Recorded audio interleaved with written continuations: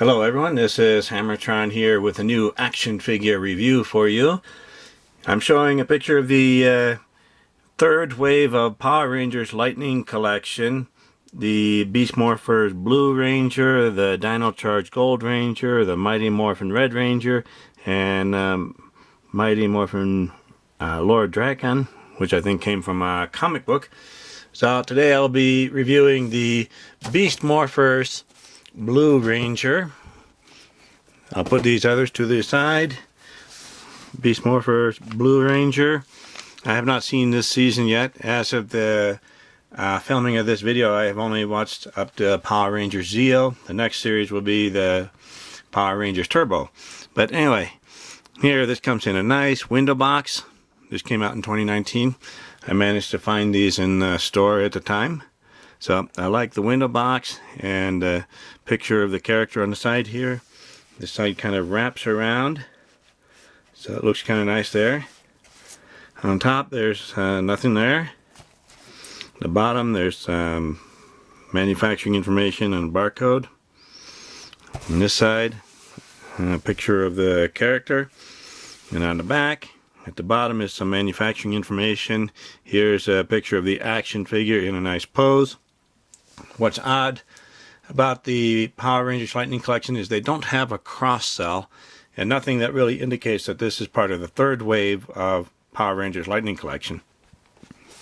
So anyway, I will open this up and review the action figure itself in just a moment. Here are the accessories we get with the Beast Morphers Blue Ranger.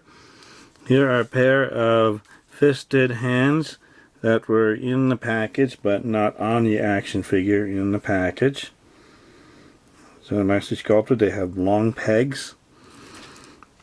Here are a pair of hands that were on the action figure in the package.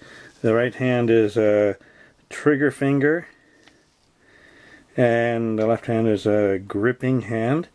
So looks like the sculpting is pretty nice. They also have the long pegs. And here is the helmeted head. I have taken this off of the body. So I like the painting on it. So nice metallic blue there. And nice design on top.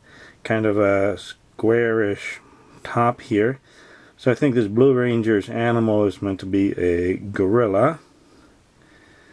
So looks pretty nice. And the human head that was in the package. Now I don't know who the actor is, but I guess that looks alright. Might look like the person that played the part. Nice sculpting in the hair. And here's the weapon.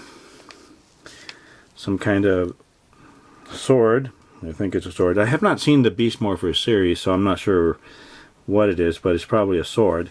And here is a blast effect. And this one slides over the sword like this. So that looks nice.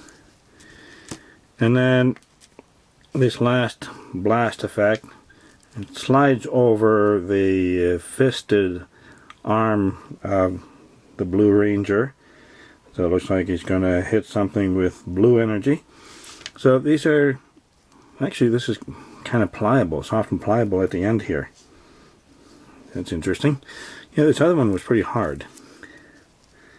Well, it's a bit pliable. We could bend it. So anyway, these are nice accessories. Here is the Beast Morphers Blue Ranger. Let's see how tall this action figure is. It's about 6 inches tall, or 15.5 centimeters tall. So that's a nice height for an action figure. Now if we take a look at this action figure, you'll see this arm here is stretched out a bit. And that's because there's a little problem with the shoulder joint there, which I'll explain in a moment. So here's the helmet. We looked at the helmet before. It doesn't come off too hard. Not too hard. And then when we put it back in place, we keep pushing until it snaps. The problem I have with pulling heads off is, you know, I have to get a firm grip on the action figure to be able to try to pull it off sometimes. And that just makes me nervous.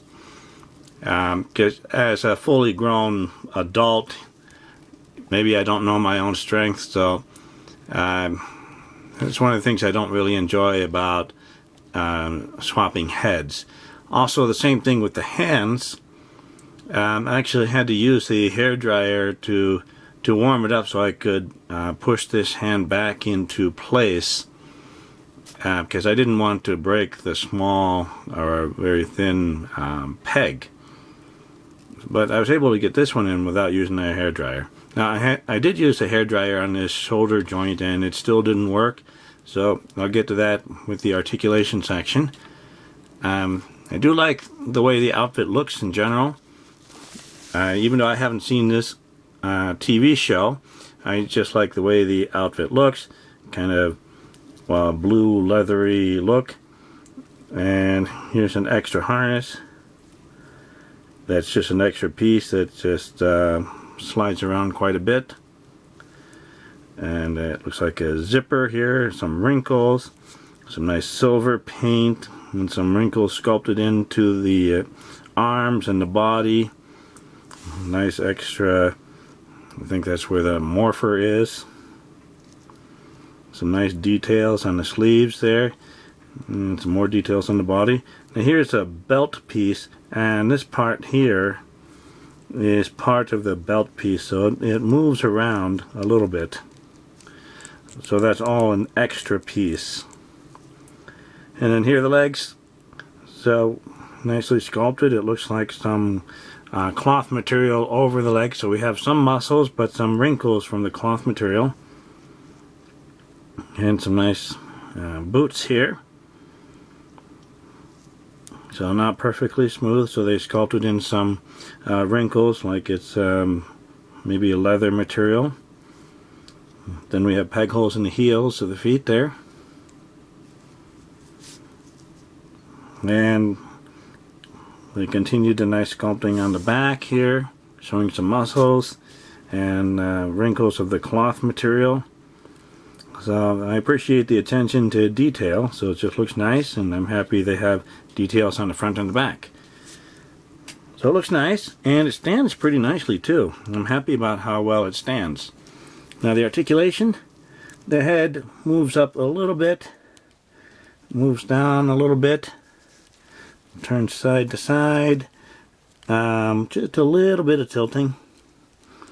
And the shoulder, there are butterfly joints in the shoulder here, so that works nicely. And the butterfly joint here works nicely on this side too. And we can move up. There's some ratcheting in that joint, so that moves up and down. But this one doesn't move up.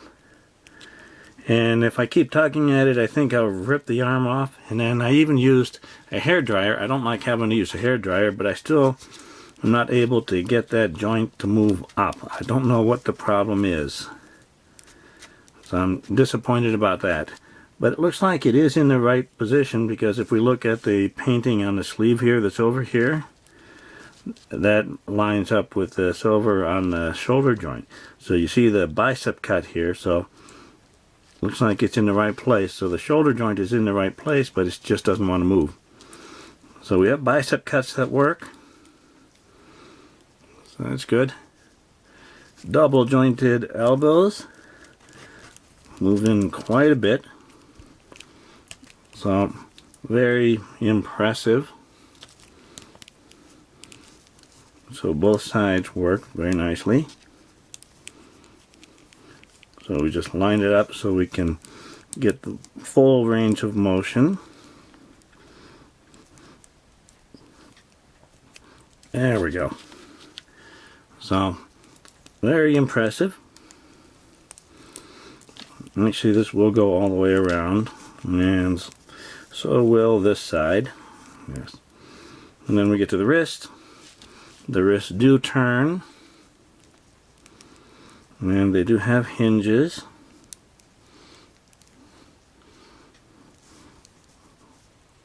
Now this one's not working. That's too bad. This one's not quite working. And then we have a diaphragm cut where we can crunch forward Move back, go all the way around. So a lot of motion there. And then we have crunch. So if we crunch forward and use the diaphragm cut, we can go down that far. Go back that far, so pretty impressive. There's no waist cut. We can do the splits. Not too bad, but it could be better. We can kick forward. That's pretty nice. Kick back just a little bit. Kick forward.